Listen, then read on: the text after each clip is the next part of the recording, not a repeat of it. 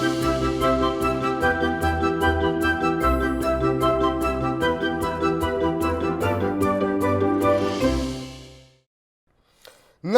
आभार, अभिनंदन, स्वागत आप सभी का। हेलो मनी 9 मेरा सवाल है मैं हूं विपुल सिंह। हफ्ते का पहला कारोबारी दिन, एक और सोमवार, लेकिन राहत की कोई खबर नहीं। जी हां, आज लगातार 7वां दिन है जबकि बाजार के अंदर हम गिरावट देख रहे हैं और बाजार की गिरावट थमने का नाम नहीं ले रही है। 23,400 ये भी आज टूटता हुआ दिखाई दिया। हालांकि लोअर लेवल से हमने देखा कि रिकवरी आई है, लेकिन ये रिकवरी इतनी भी नहीं है कि बाज़ार जो है वो हरे निशान में आ सके। हालांकि बीच में कोशिश हुई थी, लेकिन उसके बाद हम अभी देख रहे हैं 44 अंक नीचे निफ्टी 23,488 का स्तर देखने को मिल रहा है।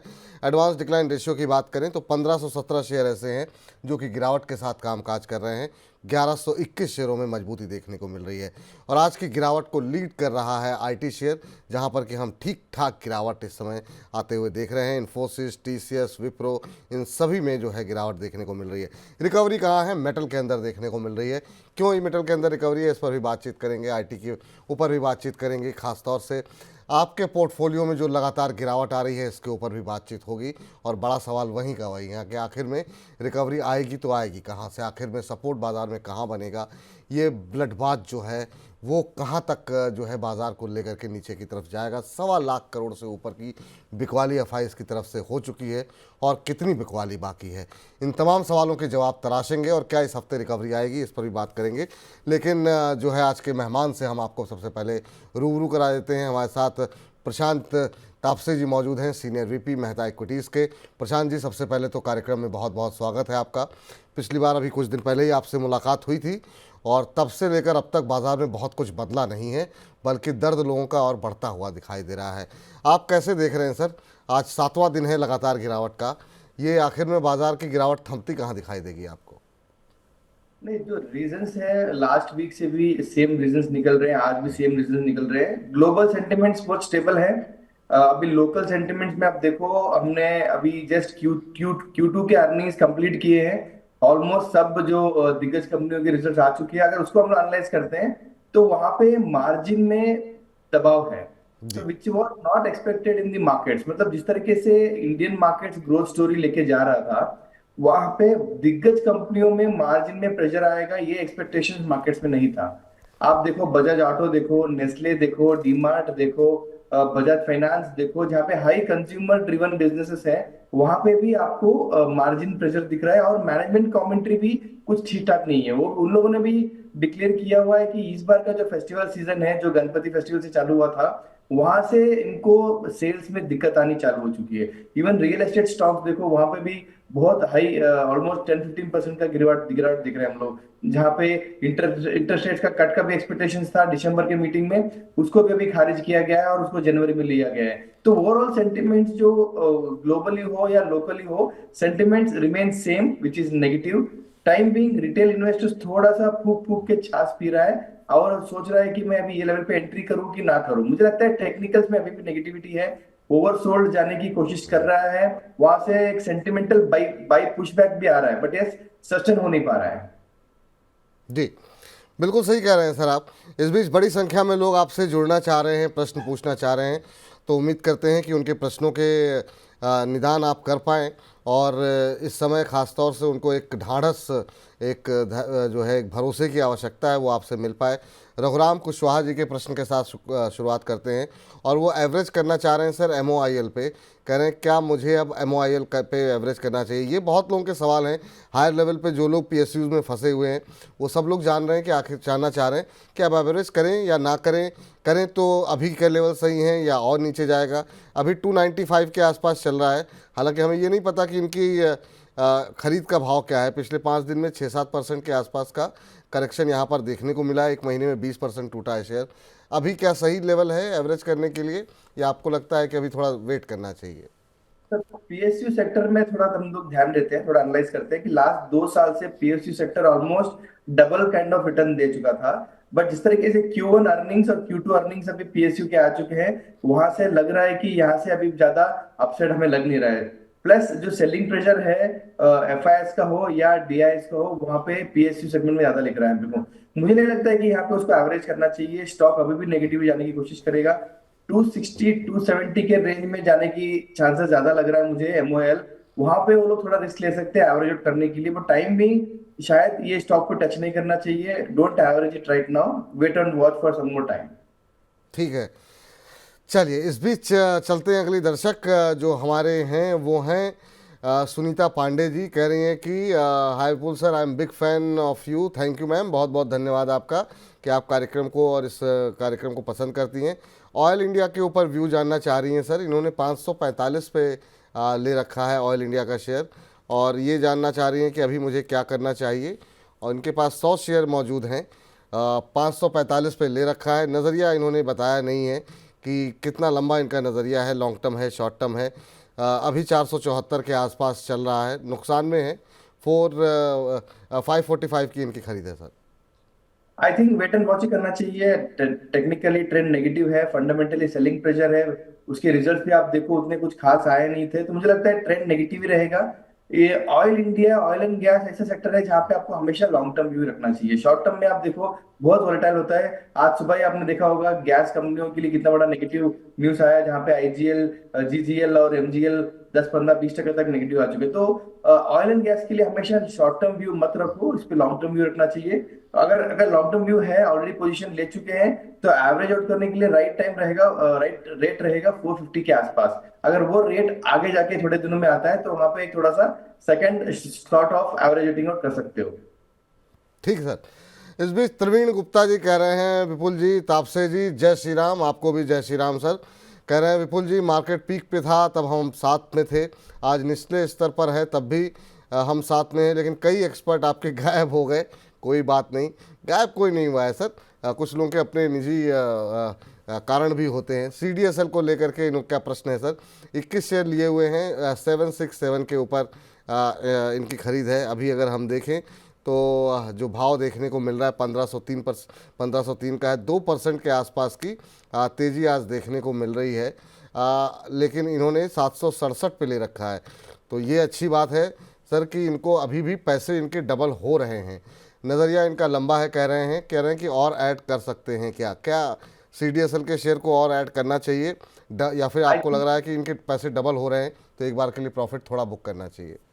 नहीं, सीडीएसएल एक बहुत लंबा स्टोरी है। 3 से 5 साल का स्टोरी के हिसाब से उन्होंने लिया हुआ है, अच्छे भाव पे लिए हुए हैं, अच्छा अपॉर्चुनिटी मिला था उन्होंने ले चुके हैं। और मुझे लगता है कि हर डिप पे उनको एवरेज आउट करना चाहिए। और जो 1500 के आसपास भी चल रहा है, आई थिंक यहाँ पे भी उनको थोड़ा एडिशनल बाई करना चाहिए लेटर। ऑब्वियसली 3 से 5 साल का अगर व्यू रखते हो तो मुझे लगता है स्टॉक 2500 से 3000 तक भी जाने की कोशिश करेगा। जिस तरीके से फंडामेंटली इसके आसपास के जो बिजनेस मॉडल बन रहे हैं, everything is getting digitalised, everything is getting dematerialised. आप इंश्योरेंस देखो, पॉलिसीज देखो, हर चीज अभी डीमेटलाइज होने की कोशिश कर रहा है। तो मुझे लगता है सीडीएस एक बड़ा प्लेयर है उसमें। सेकंड, एनएसडीएल जो इसका कॉम्पिटिटर है, उसका भी शायद अभी आगे जाके थोड़े दिनों में, थोड़े महीनों में आईपीओ आएगा।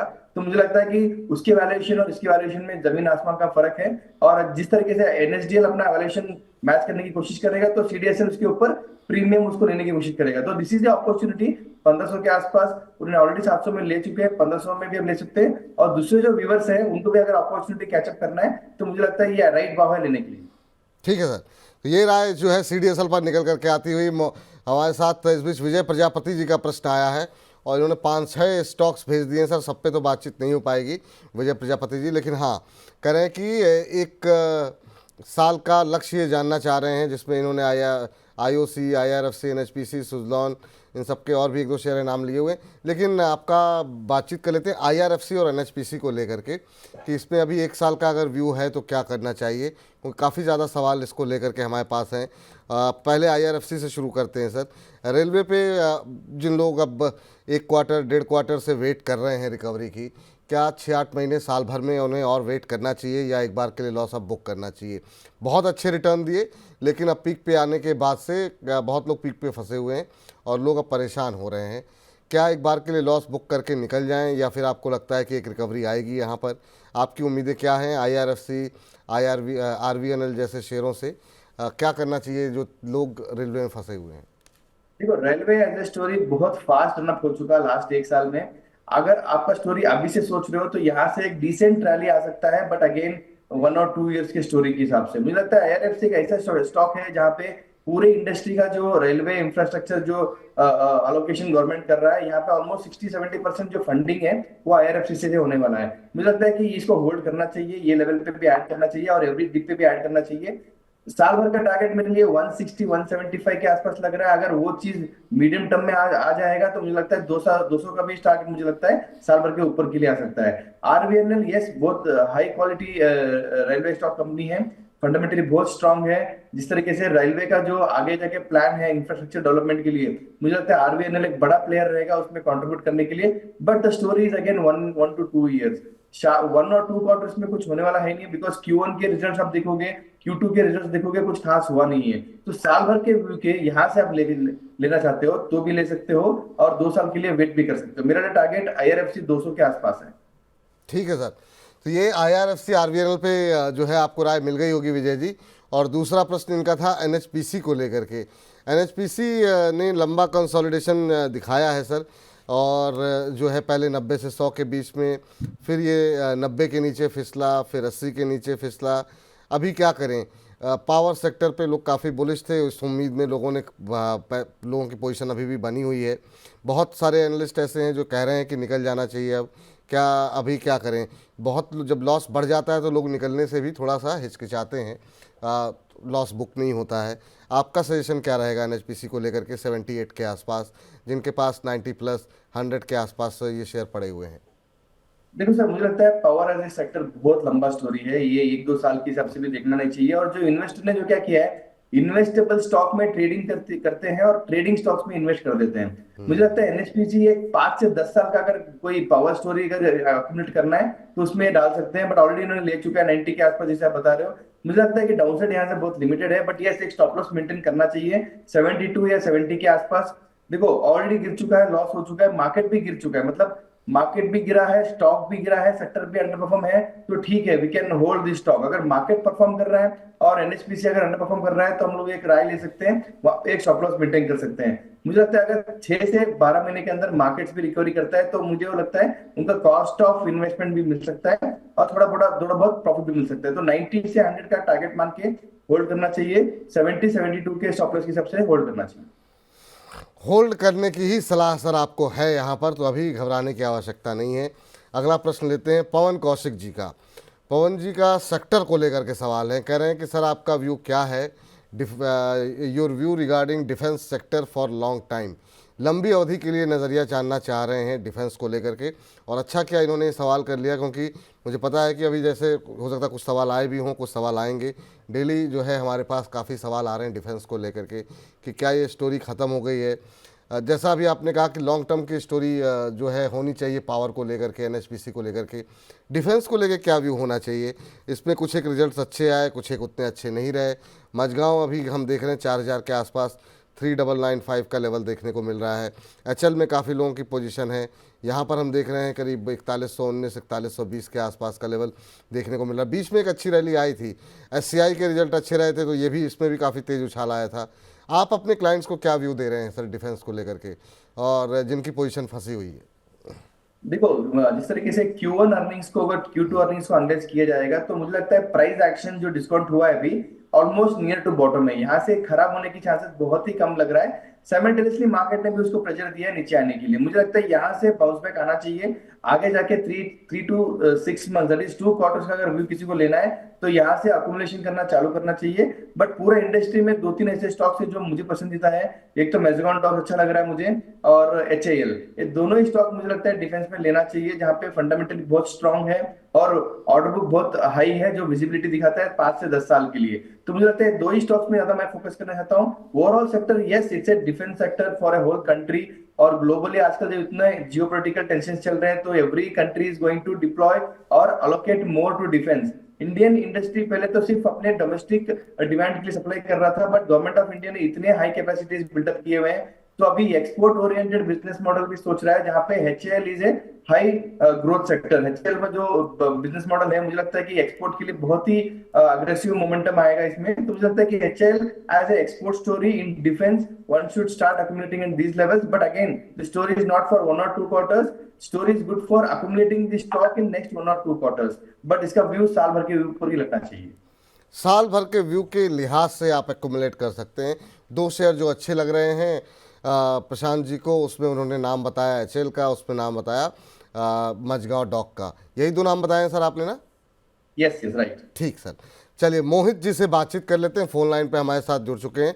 मोहित जी को नमस्कार। मोहित जी नमस्ते।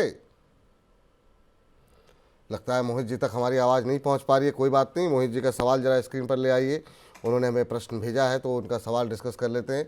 बजाज हाउसिंग फाइनेंस को लेकर के सवाल है, और बजाज हाउसिंग फाइनेंस के इन्होंने 550 शेयर ले रखे हैं। 158 के भाव पर इन्होंने खरीदारी की हुई है। अभी अगर हम देखें तो 128 के आसपास ये शेयर चल रहा है। हाल की लिस्टिंग है सर, और बहुत सवाल इस पे रहे, क्योंकि जिस तरीके से लोगों ने भर भर के जो है अप्लाई किया पहले IPO में, और उसके बाद भी लोगों को लगा कि और ऊपर जा सकता है। लिस्टिंग के बाद भी हमने देखा कई लोगों ने अप्लाई पैसे इसमें लगाए हैं और हायर लेवल पे थोड़ा फंस गए हैं। अभी 128 के आसपास क्या करना चाहिए बजाज हाउसिंग फाइनेंस को लेकर के? अभी ये हमको एक बार ज़रा दिखा दीजिए, बजाज हाउसिंग फाइनेंस में इनकी खरीद का भाव क्या था? अगर प्रश्न एक बार फिर से दिखा देंगे। मैं जी, इन्होंने 158 पे लिए हुए, तो 30 रुपये इनको भी नुकसान हो रहा है सर पर शेयर जो है यहाँ पर। अभी बजाज हाउसिंग फाइनेंस पे जिन लोगों के पास IPO के पड़े हुए हैं उनके लिए क्या सलाह रहेगी, जो कि प्रॉफिट में है, क्योंकि काफ़ी सवाल आते हैं, और इन्होंने 158 पे लिए हुए हैं, इनके लिए क्या सलाह रहेगी? सर दो चीजें हैं, एक तो बजाज ग्रुप की बारे में बताना चाहता हूँ। लॉन्ग टर्म में अच्छा वेल्थ क्रिएट करने का एक एग्जांपल हमने देखा हुआ है, बजाज फाइनेंस में हो, बजाज अदर जो ग्रुप्स कंपनी है, वहां पे अच्छे वेल्थ क्रिएट करने के लिए मौका दिया हुआ है बजाज ग्रुप ने। सेकंड मैं बोलना चाहता हूँ, जहाँ पे हाउसिंग फाइनेंस या हाउसिंग सेक्टर के ऊपर मुझे लगता है 2 से 3 साल में हाउसिंग एज ए सेक्टर बहुत हाई डबल डिजिट ग्रोथ आने वाला है। जहाँ पे प्राइवेट में मुझे लगता है Bajaj housing is the first and fastest moving housing finance company in India right now. उसके पीछे जो PNB बैंक है या LIC बैंक है, उतना स्पीड से ये जो ग्रोथ कर रहे हैं उसके स्पीड से वो ग्रो नहीं कर पा रहे हैं। मुझे लगता है वो एडवांटेज है। बट इसमें जो बड़े लीडर्स हैं वो तो HDFC बैंक और SBI है, जहाँ पे हाई मार्केट शेयर है with respect to housing finance. But अगर प्राइवेट में जाते हैं तो Bajaj is the leading company. मुझे लगता है लॉन्ग टर्म के हिसाब से ये रखना चाहिए। जैसे मैंने बताया कि अगले 2 साल में हाउसिंग एज ए सेक्टर में बहुत बड़ा हाई ग्रोथ आने वाला है, तो 2 साल का व्यू रख के ही इसको यहाँ पे अकोमोडेट भी कर सकते हो, होल्ड भी कर सकते हो। जिस तरीके से IPO में जो डबल से ऊपर लिस्टिंग हुआ था, मुझे लगता है अगर कोई भी शेयर आज के जमाने में अगर लिस्टिंग में 100% के ऊपर अगर लिस्टिंग देता है, तो वहां पे एक कंजर्वेटिव इन्वेस्टर्स को प्रॉफिट बुकिंग करना चाहिए। और एक रिस्की इन्वेस्टर जो डबल होने के बाद भी होल्ड करना चाहता है, वहां पे हर डिप पे उसको अकोमोडेट करना चाहिए। मुझे लगता है 120 130 का एक अच्छा लेवल है, अकोमोडेशन करना चाहिए वेल्थ क्रिएशन के लिए। बट आपका टाइम हॉरिजन 2 से 3 साल होना चाहिए। 2 से 3 साल, तो वो तमाम सेक्टर जिसमें कि जो है काफ़ी रैली आ चुकी है, वहाँ पर अगर आप लंबा नज़रिया रखेंगे तो प्रशांत जी का मानना है कि आपको रिटर्न अच्छे मिलेंगे। इस समय थोड़ा सा धैर्य दिखाने की आवश्यकता है, चाहे वो रेलवे पे लेकर के बात हुई हो अभी, या फिर डिफेंस को लेकर के बातचीत हुई हो। चलिए अगले दर्शक हमारे साथ साथ फ़ोन लाइन पे जुड़े हुए हैं, उनसे बातचीत कर लेते हैं। अनूप जी हमारे साथ हैं, अनूप द्विवेदी जी। अनूप जी को नमस्कार। नमस्कार सर। नमस्कार कैसे हैं अनूप जी, कहाँ से बोल रहे हैं? सर, प्रयागराज से बोल रहा हूँ सर। प्रयागराज से बोल रहे हैं, चलिए बहुत अच्छी जगह से आप बोल रहे हैं, संगम के इस पास से। बताइए सर, क्या जी प्रश्न सर। है आपका? सर मेरा प्रश्न DCB बैंक के लिए है। जी, मेरे पास DCB बैंक 355 शेयर है 118 के भाव पे। अच्छा। तो उस और पे मैं कब क्या तक करूं? होल्ड कर सकते हैं क्योंकि इसे? कभी कभी अपसाइड ट्रेंड करता है, 124 125 तक जाता है, जी, फिर डाउन साइड ट्रेंड आ जाता है। ठीक। कब तक होल्ड कर सकते जी हैं इसे सर आप? Sir 1 year. 1 साल का नज़रिया है आपका। बैंकों जी का सर। वैसे भी सर थोड़ा सा मामला गड़बड़ चल रहा है इस समय। सही बात आप कह रहे हैं, बीच बीच में यहाँ पर रिकवरी आती हुई दिखाई देती है, लेकिन ओवरऑल बैंकिंग में बहुत अच्छा मूव तो देखने को मिला। हालांकि पिछले 1 महीने में 1% के आसपास का नेगेटिव रिटर्न यहाँ पर रहा है, तो बाकियों के मुकाबले थोड़ी बेहतर स्थिति में है। सर क्या सलाह रहेगी? पूरे साल जो है ऑलमोस्ट फ्लैट ही ये शेयर रहा है, कोई खास रिटर्न देखने को मिले नहीं है। बैंकों को लेकर के आपका व्यू क्या है सर अभी? और ख़ास तौर से चूंकि इनका प्रश्न DCB बैंक पर है, अभी क्या करें? बैंकों से निकल जाएं, बने रहें, इस बैंक से निकल के किसी और बैंक में जाएं? ओवरऑल बैंकिंग सेक्टर पे व्यू आपका, और प्लस इनका सवाल DCB पे है। सर ओवरऑल बैंकिंग सेक्टर में मुझे लगता है कि थोड़ा अभी भी न्यूट्रल टू नेगेटिव ट्रेंड ही है। जिस जब तक कोई आरबीआई से कोई ज्यादा इंटरेस्ट रेट कट आता नहीं है, मुझे लगता नहीं है कि यहाँ से ज्यादा उनको बेनिफिट मिलने वाला है। छोटे बैंकों में तकलीफ बढ़ रहा है, जिस तरीके से निम मार्जिन में प्रेशर आ रहा है, जिस तरीके से क्रेडिट ग्रोथ हो नहीं रहा है। आप देखो एचडीएफसी बैंक, एसबीआई बैंक या बैंक ऑफ बड़ौदा, उनको ही इतना बड़े बड़े जो बैंक है तकलीफ हो रही है, तो छोटे बैंक जो south Indian bank, DCB bank, उनको भी ज्यादा तकलीफ होती रही है इन terms of getting more credit growth या डिपॉजिट ग्रोथ। तो मुझे लगता है कि रिस्की इन्वेस्टमेंट है, बट यस जिस तरीके से मार्केट लास्ट एक महीने में गिरा हुआ है, डीसीबी में उतना कुछ खास करेक्शन बड़ा आया नहीं है, विच मीन्स कि उसमें ये लेवल जो है 115 और 125, ये रेंज बहुत स्ट्रांग है।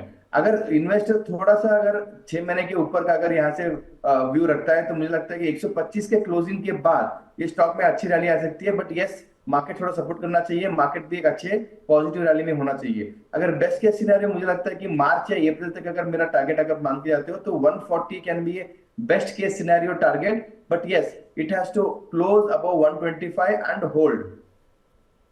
ठीक सर। चलिए, इस बीच जो है दीपचंद सैनी जी हैं। दीपचंद सैनी जी कह रहे हैं sir good morning, very good afternoon sir, good afternoon. कह रहे हैं मेरा नाम दीपक है, कोचिन शिपयार्ड के 47 शेयर इनके पास है। कह रहे हैं 2600 पर लेकर के फंस गया हूँ, बताएं कृपया सजेस्ट करें कि मुझे क्या करना चाहिए। कोचिन शिपयार्ड ने थोड़ा सा बाकी डिफेंस के मुकाबले थोड़ा सा अंडर परफॉर्म किया है, हालांकि ख़ासतौर से जब इन्होंने रकम वगैरह जुटाई थी उसके बाद से थोड़ा और ठंडा पड़ गया है। अभी 1300 के आसपास चल रहा है सर, और इन्होंने 2600 पे ले रखा है, तो इनकी खरीद से आधा हो गया। कोई स्टॉप लॉस इन्होंने नहीं लगाया और बिल्कुल पीक के आसपास जाकर के लिया हुआ है, तो अब तो बुरी तरह फंस गए हैं वाकई में। ये डबल होने में यहाँ से शेयर को काफ़ी लंबा वक्त लग सकता है। आपकी टिप्पणी क्या होगी? इस समय कोचिन शिपयार्ड पे 2600 के भाव पर लिए हुए हैं शेयर। सर जो स्टॉक आज के टाइम पे 50% अगर लॉस हो चुका है, तो वहां पे रिकवरी बहुत ही टफ लग रहा है मुझे। ऑब्वियसली इन्वेस्टर्स 50% लॉस होने के बाद बुक करते नहीं है, वो लोग सोचते हैं कि एवरेज आउट कर ले या कैसे उसको नो ट्रैकल करे गोइंग फॉरवर्ड। मुझे लगता है कि उसको होल्ड ही करना चाहिए, don't average it out right now, because 50% के ऊपर अभी एडिशनल कैपिटल डालोगे तो आपका एडिशनल कैपिटल भी यही स्टॉक में फंस जाएगा। आपको थोड़ा बेटर अपॉर्चुनिटी जो मार्केट में मिलते हैं, वहां पे आपको ट्रेड या इन्वेस्ट करके आपको थोड़ा अपॉर्चुनिटीज ग्रैब करने पड़ेंगे, बट सेम स्टॉक में फिर से इन्वेस्ट करके, बिकॉज देखो जिस तरीके से स्टॉक लास्ट 6 महीने में 50% गिरा है, मतलब there is something really problem in terms of their business model, या उनका जो ग्रोथ विजिबिलिटी है बहुत ही कंजर्वेटिव लग रहा है मुझे। फिर से 50% रिटर्न मतलब वो इंडस्ट्री में बहुत बड़े चेंजेस आना चाहिए, गवर्नमेंट का सपोर्ट भी आना चाहिए। शिपिंग कोचिंग शिपयार्ड हो या गार्डन रिच शिपयार्ड हो या even shipping corporation of India, ये तीनों में मुझे लगता है थोड़ा सा मैं नेगेटिव हूँ। if you have a guts to hold it for another 6 months to 1 year, then hold it, at least आपको लॉस रिकवर होने की चांसेस मुझे लग रहा है, but getting it up to the cost is difficult right now. मुश्किल है sir, लेकिन विकल्प आपके पास है नहीं। दूसरे विकल्पों पे आप तलाश कर सकते हैं, यही अगर बने रहेंगे साल भर तो हो सकता है जिस लॉस पे आप हैं उससे थोड़ी बेहतर स्थिति वहाँ पर आपकी होती हुई दिखाई दे। चलिए, तो ये राय आपके लिए रही। और इस बीच सपना जी का सवाल ले लेते हैं। कह रहे हैं कि क्या वारी एनर्जी में क्या अभी खरीदारी करनी चाहिए? वारी पे बहुत सवाल आते हैं सर। वारी ने काफ़ी शानदार जो है वो रिटर्न यहाँ पर आते हुए दिखाई दिए। हाल की लिस्टिंग ये भी है, 3000 से ऊपर ट्रेड करता हुआ, और आज तो क्या शानदार मूव यहाँ पर देखने को मिल रहा है। 7% से ज़्यादा का उछाल, 3123 का लेवल। अब इतना ज़्यादा ऊपर चढ़ने के बाद तो अब पता नहीं यहाँ पे लेना बनता भी है कि नहीं। ये फ्रेश एंट्री करना चाह रही हैं सपना जी, लेकिन जिनके पास है वारी का शेयर उनको क्या सलाह रहेगी आपकी? क्या अभी पोर्टफोलियो के अंदर बने रहें? रिन्यूएबल एनर्जी को लेकर के बहुत सारी दुविधाएं, आशंकाएं लोगों के मन में रहीं। खास तौर से हमने देखा पिटाई हुई जब डोनाल्ड ट्रंप जो है यूएस के राष्ट्रपति बने, क्योंकि उनकी टिप्पणियां थी रिन्यूएबल एनर्जी को लेकर के। उसके बाद से हमने पिटाई देखी, उसमें सुजलॉन हो, वारी हो, सब पिटे। अभी की क्या टिप्पणी होगी सर वारी को लेकर के आपकी? सर ओवरऑल मैं पॉजिटिव हूँ। जैसे आपने बताया कि सोलर पैनल्स का जो डिमांड है इंडिया में हो या वर्ल्ड वाइड में हो, बहुत हाई ग्रोथ सेक्टर है। मुझे लगता है कि इंडिया की कैपेसिटी में Waaree is holding the highest capacity in terms of manufacturing solar modules. जिस तरीके से आज 60% ऊपर है, उसका मैं रीजन बोलता हूँ, आज उनका रिजल्ट्स भी हैं। लिस्टिंग होने के बाद पहला रिजल्ट आज देने वाले हैं, तो ऑब्वियसली मार्केट इज एक्सपेक्टिंग कि एबिटा मार्जिन हो या पैट मार्जिन हो या उनकी जो कमेंट्री होती है with respect to the industry as well as the growth एक हाई पॉजिटिव वे में हो सकता है। तो मुझे लगता है कि that is the only reason why the stock is up. Second, जो उन्होंने आईपीओ में लिया हुआ है, जो ऑलरेडी होल्ड कर चुके हैं अलॉटमेंट में, आई थिंक होल्ड करना चाहिए अगले 2 3 साल के लिए। सबसे स्टॉक में अभी यहाँ से भी अच्छी मोमेंटम आ सकते हैं। फ्रेश बाइंग के लिए I will not advise right now, because आज रिजल्ट है, शायद रिजल्ट का ही एक ऑलरेडी फ्रेश मोमेंटम इसमें आ चुका है। अगर स्टॉक एनीवेयर बिटवीन 3000 के नीचे अगर स्टॉक मिलता है, 2800 और के ऊपर वो रेंज में मिलता है, तो फ्रेश बाइंग वहां पे कर सकते हो। आई थिंक मौका मिल जाएगा, बिकॉज मार्केट्स में अभी इमीडिएटली कोई ऐसा बॉटम हुआ नहीं है। We will get lot of negative hurdles in the stock as well as the market. तो वो जो नेगेटिव हर्डल्स रहेंगे, सेल ऑफ डे रहेगा, वहां पे वारी शायद मुझे लगता है 2800 से 3000 के आसपास अगर एवरेज पे मिलता है, तो फ्रेश इन्वेस्टर्स वहां पे अकोमोडेट करना चाहिए, बाई करना चाहिए। और जो ऑलरेडी आईपीओ में लेके बैठे हैं, तो मुझे लगता है टाइम बिंग भूलना चाहिए, बिकॉज आईपीओ का भाव तो अभी आने वाला है नहीं है। मुझे लगता है सेक्टर इतना फास्ट ग्रोइंग है, अगर कंपनी की मैनेजमेंट भी बहुत स्ट्रांग है, मुझे लगता है मैंने ये स्टॉक ऐसा मतलब रेकमेंड बहुत सारे किए हैं, लिस्टिंग में भी किया हुआ है, आईपीओ में भी किया हुआ है। Hold it for long term. Hold it for long term जिनके पास है, और रैली आ चुकी है तो अभी फ्रेश एंट्री की सलाह नहीं है यहाँ पर। चलिए, इस बीच रामानंद जी कह रहे हैं कि सुजलॉन के टारगेट क्या होंगे। हालांकि सुजलॉन हमने सोचा था कि बजिंग स्टॉक्स में डिस्कस करेंगे, और बजिंग स्टॉक्स में डिस्कस तो होना ही है, लेकिन फिर भी एक टिप्पणी जो है वो सुजलॉन पे ले लेते हैं, क्योंकि रिन्यूएबल एनर्जी शेयरों में काफ़ी अच्छी रिकवरी जो है वो देखने को मिल रही है। बहुत सारे लक्ष्य अभी जो है जो ऊर्जा मंत्री की तरफ से दिए गए हैं, उसके बाद से एक फ्रेश रिकवरी आती हुई दिखाई दे रही है। थर्सडे को इसमें अपर सर्किट लगा था, आज 4.5% ऊपर है। और यहाँ पर भी हम देख रहे हैं कि बहुत सारे जो हमारे पास सवाल आए हैं वो 75-80 के बीच में लोगों ने एक्यूमुलेट किए हुए हैं, ख़रीदे हुए हैं।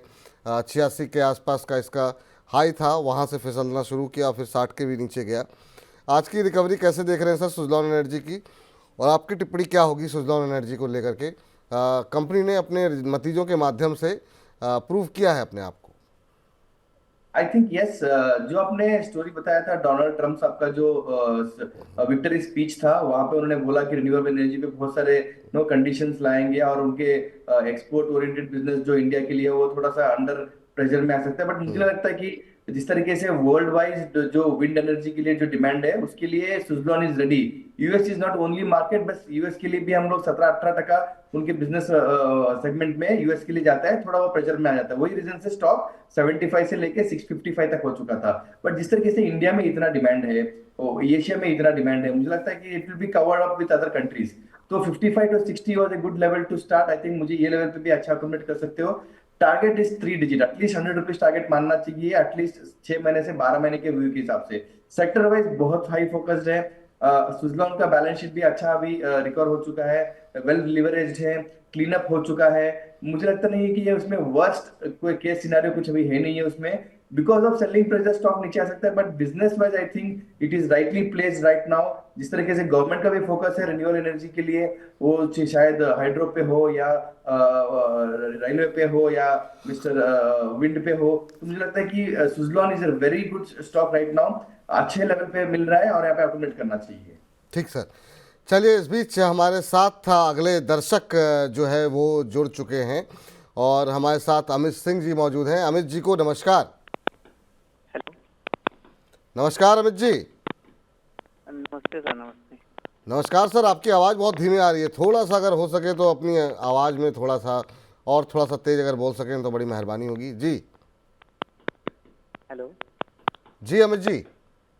जी सर, आपका आवाज़ बहुत स्लो आ रहा है। हाँ, आपकी आवाज़ थोड़ी धीमी आ रही है। बताइए सर, क्या प्रश्न है आपका? सर हमारा ये पूछना, सुजलॉन में जैसे कि हमारा 623 शेयर है जी। तो अभी हम 6 से 8 महीने के लिए होल्ड कर सकते हैं, तो उसको हमें सेल करना था, तो अभी वही जानना था। किस रेट पे लिया आपने? 11 रुपए। कब लिया है सर आपने ये? सर करीब 2-3 साल पहले के। चलिए, पहले तो बहुत बहुत मुबारकबाद हो आपको कि आप मुनाफे में हैं, और अच्छे खासे मुनाफे में हैं। आपने 88 रुपये 86 रुपये के भाव देखे, फिर भी आपका मन नहीं ललचाया, और अभी भी आप बने हुए हैं। कितने समय और होल्ड कर सकते हैं? सर अभी तो 6 से 8 महीने और होल्ड कर सकते हैं। 6-8 महीने, चलिए अब ठीक है, आप ज़्यादा समय नहीं होल्ड कर सकते हैं। सर, सुजलॉन एनर्जी पे ही इनका सवाल है। 11 रुपये पर लेकर के बैठे हुए हैं, 86 तक के भाव देखे, निकले नहीं, अब 60 के भाव हैं। ये जानना चाह रहे हैं कि 6-8 महीने में अब निकलना है इनको। कौन से वो लेवल होंगे जहां आपको लगता है कि इन्हें एग्ज़िट कर देना चाहिए? और दूसरा मेरा सवाल ये होगा कई बार ऐसा होता है कि हम सही समय पे एग्जिट नहीं कर पाते हैं। ऐसे लोगों के लिए क्या सलाह रहेगी कि सही टाइम पे अच्छे शेयर जो है सही भाव पे ले लिए, बहुत अच्छे अच्छे भाव देखे और सोचा कि लॉन्ग टर्म का नज़रिया है हमारा तो हम तो नहीं निकलेंगे, लेकिन बाद में पता लगता है कि वो भाव जो हमने देखा था उसके लिए दोबारा उस भाव को देखने के लिए 6-8 महीने साल भर का वेट करना पड़ता है। आपकी टिप्पणी सही एग्जिट स्ट्रेटजी होनी क्या चाहिए और सुजलॉन पे सर आपका? पहले तो स्ट्रैटेजी इन्वेस्टमेंट के टाइम पे ही फिक्स होना चाहिए कि मेरा स्टॉप लॉस क्या रहेगा, इन्वेस्टेबल स्टॉप लॉस क्या रहेगा, ट्रेडिंग स्टॉप लॉस क्या रहेगा, और मेरा टारगेट क्या है, मेरा टाइम क्या है। अगर टारगेट पहला आता है तो you have to book it, profit वहां पे बुक करना चाहिए, या टाइम पहला आता है तो वहां पे टाइम के हिसाब से आपको प्रॉफिट बुक करना चाहिए।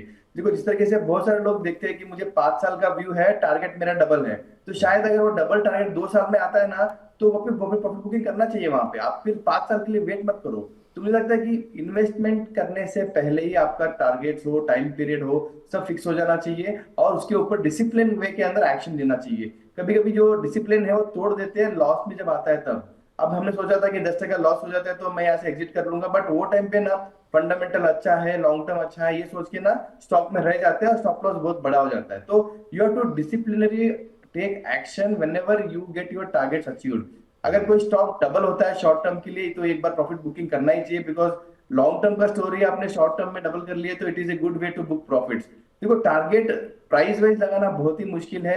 As a technical analyst, as a fundamental analyst मैं जस्टिफिकेशन दे सकता हूँ, बट यस अगर फॉर एग्जांपल बजाज हाउसिंग का सेक्टर का जो स्टॉक है लिस्टिंग में डबल आ चुका था, अगर लिस्टिंग में डबल हो चुका है इसका मतलब है अगले 1 साल में जो भी उसके ग्रोथ एक्शन है, जो भी उसके रिजल्ट्स है, ये प्राइस में डिस्काउंट हो चुका है। तो मेरा एडवाइस इनमें था कि अगर स्टॉक डबल होता है तो you have to clearly exit.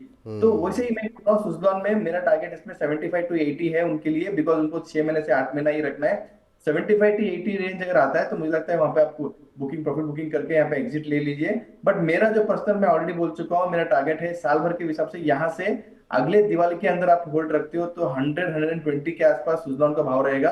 अगर ये व्यू आपको लेके जाना है तो you have to wait for next Diwali. दोनों नज़रिए आपके पास हैं। आप देख लीजिए, 75-80 पे संतुष्ट होना चाह रहे हैं तो कोई आवश्यकता है पैसों की तो बिल्कुल निकल जाइए आप, लेकिन अगर होल्ड कर सकते हैं क्योंकि आपने काफ़ी लंबे समय से होल्ड कर रखा है और पैसे की आवश्यकता नहीं है तो फिर वेट कीजिए दिवाली तक का। और अब दिवाली जो है आपकी पूरी शानदार होती हुई दिखाई देगी यहाँ पर, क्योंकि तब तक जो है 10 गुना हो जाएगा। आपने 11 पे लिया है और 110 तक के भाव यहाँ पर देखने को आपको मिल सकते हैं। ये राय आपके लिए निकल करके आती हुई यहाँ पर सुमित जी का प्रश्न ले लेते हैं। मुंजाल ऑटो को लेकर के ये जानना चाह रहे हैं कि मुंजाल ऑटो 110 पे इन्होंने लिया हुआ है 200 शेयर और अब जानना चाह रहे हैं क्या करना चाहिए। सर ये जो ऑटो कंपनियों के ख़ासतौर से बजाज ऑटो के नतीजों के बाद जो सेंटिमेंट ख़राब हुआ, क्या उससे जो ऑटो इंसलरी कंपनीज़ हैं उन पर भी आपको लगता है कि दिक्कत जो है आने वाले समय में रह सकती है? अभी इन शेयरों में क्या करना चाहिए? आज 7% टूटा हुआ है मंजाल ऑटो का शेयर 105 के आसपास। क्या ऑटो इंसलरी से भी अब दूरी बना करके चलनी चाहिए? आपकी टिप्पणी क्या रहेगी? इनकी खरीद का भाव मैं आपको बता देता हूँ एक बार फिर से। इनकी खरीद का भाव है 110 रुपये और अभी चल रहा है 105 पे, तो ज़्यादा नुकसान पे नहीं है ये।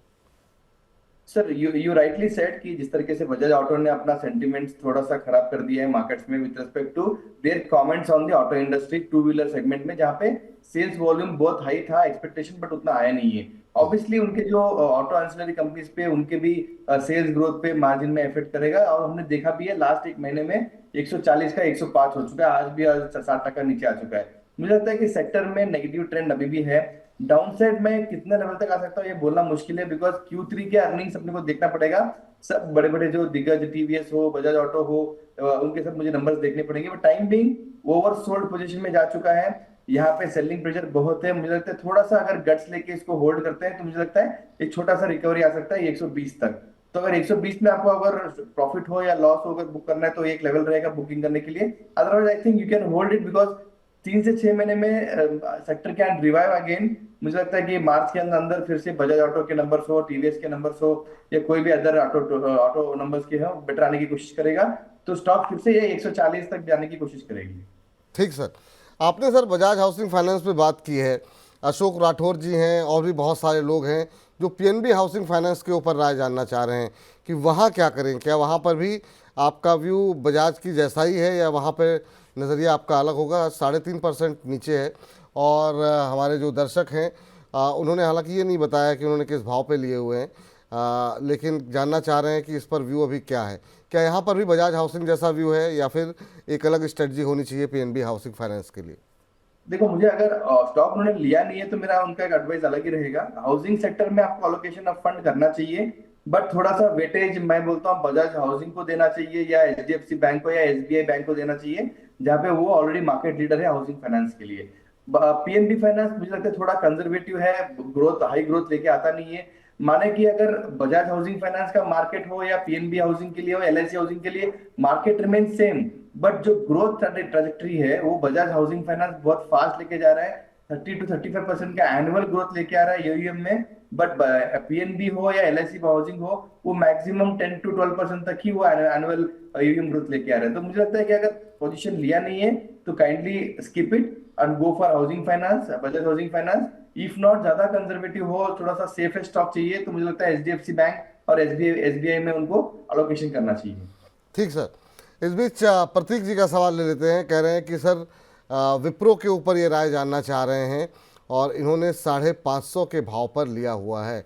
आईटी शेयरों में आज ज़बरदस्त जो है हम देख रहे हैं कि बिकवाली देखने को मिली है सर, ख़ास तौर से तब जबकि हमने देखा पॉवेल साहब के कुछ एक बयान आए हैं और उन्होंने रेट कट को लेकर के कहा है कि अब वो जो है धीमी गति से जो है वो रेट कट होगा। अर्थव्यवस्था को लेकर के कुछ एक बातें कही गई हैं, इन सब का असर आईटी शेयरों के अंदर वो देखने को मिल रहा है।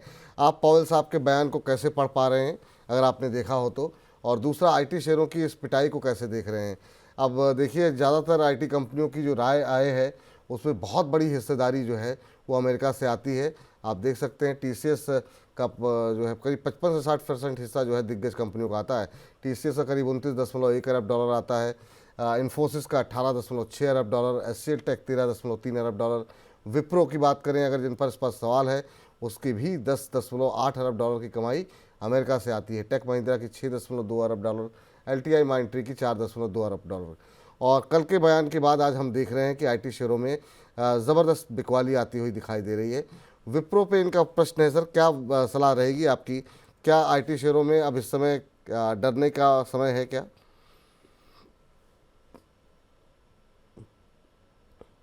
प्रशांत जी, आवाज मिल रही है आपको? यस यस, आवाज आ रही है सर। तो मुझे जी। लगता है कि जिस तरीके से पवल साहब ने जो स्टेटमेंट दिया है, looking at the micro economic data, short term के लिए तो मुझे आईटी सेक्टर थोड़ा नेगेटिव ही लग रहा है। बट अगर स्टॉक स्पेसिफिक एक्शन में विप्रो पूछते हो तो मुझे लगता है कि एक लॉन्ग टर्म इन्वेस्टर्स के लिए विप्रो अच्छा स्टॉक है।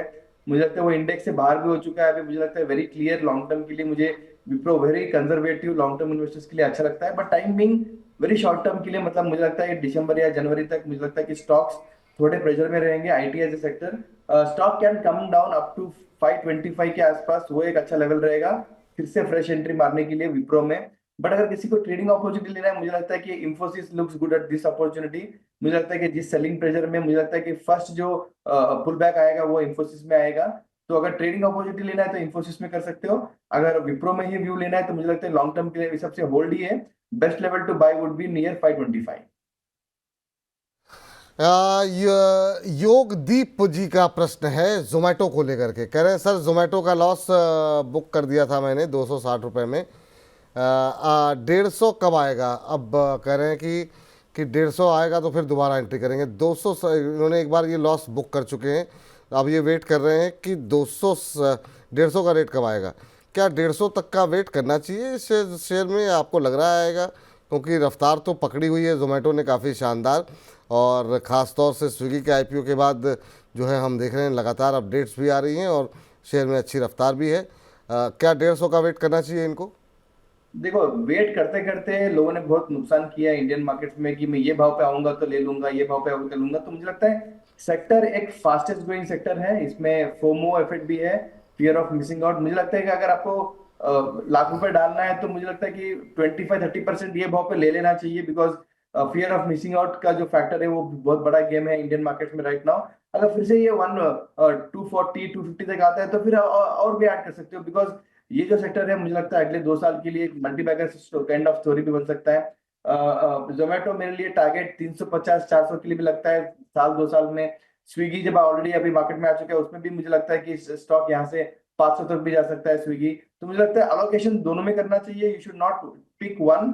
Because Zomato already profit making company है, वो स्ट्रांग ही रहेगा। बट स्विगी अभी टाइम बिंग जो उनको पैसा मिला हुआ है आईपीओ से, वहां पे इन्वेस्ट करके डार्क रूम जो उन्होंने क्रिएट कर रहे हैं, डार्क स्टोर्स जो क्रिएट कर रहे हैं, उससे उनको बेनिफिट होगा, मार्जिन इंप्रूवमेंट होगा, और लॉस जो कर रहे हैं शायद प्रॉफिट बनने का जो उनका सपना है वो पूरा हो सकता है साल भर के अंदर।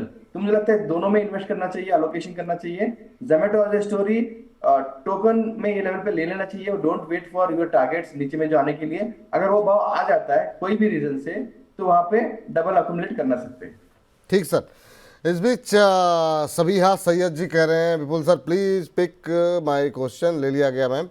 और इनका प्रश्न लेते हैं JWL को लेकर के। जुपिटर वैगन लिमिटेड 691 पे लिया हुआ है, कह रहे हैं कि एवरेज करें, होल्ड करें या फिर सेल करें।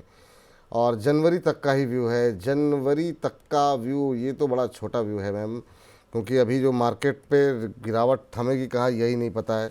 और 691 पे आपकी ख़रीद है, बिल्कुल पीक के आसपास जो है आपने ख़रीदा हुआ है, जो कि इसने 748 का बनाया था, आपने 691 पे लिया हुआ है और अभी 435 के आसपास ट्रेड कर रहा है।